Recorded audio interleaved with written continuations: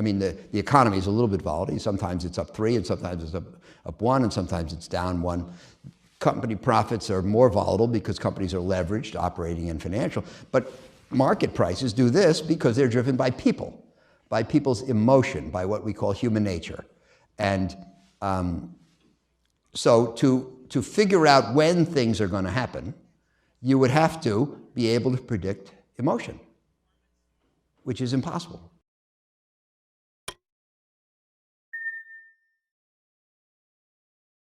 Given that that Oaktree is now $120 billion, and I understand, not all pools of money are the same.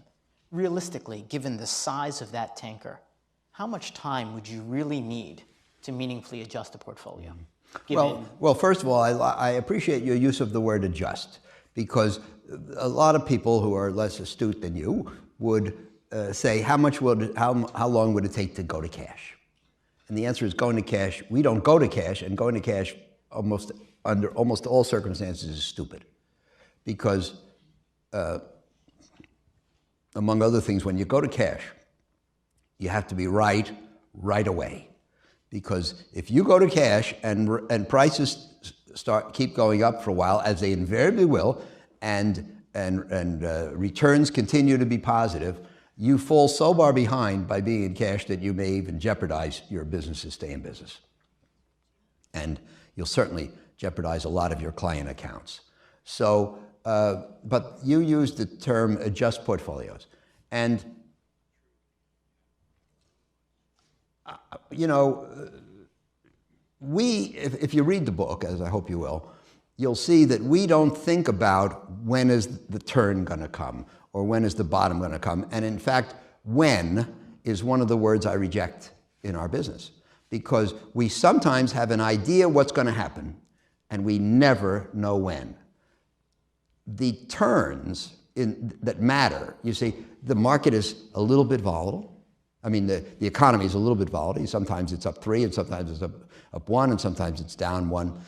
Company profits are more volatile because companies are leveraged, operating and financial. But market prices do this because they're driven by people, by people's emotion, by what we call human nature. And so to figure out when things are going to happen, you would have to be able to predict emotion, which is impossible. And so we don't ever think about when at Oaktree. We think, and one of my mottos is, we never know where we're going, but we sure as hell ought to know where we are. What's going on around us? What does that imply about the future? And if we conclude that the present developments justify a more defensive position, then there's no time like the present. So we start, and we do what we can, and hopefully we do enough before the stuff hits the fan.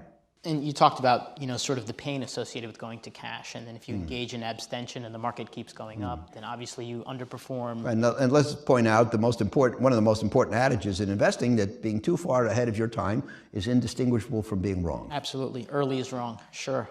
But along those lines, has that changed over the course of the last, again, call it 25 years? No, no, because in order to predict and work toward and game for a relative return, now not only do you have to know what's going to happen, but you have to know how other people are going to behave in response to what's going to happen, and you have to set your game for that. So again, it sounds maybe impractical. All we try to do is the right thing.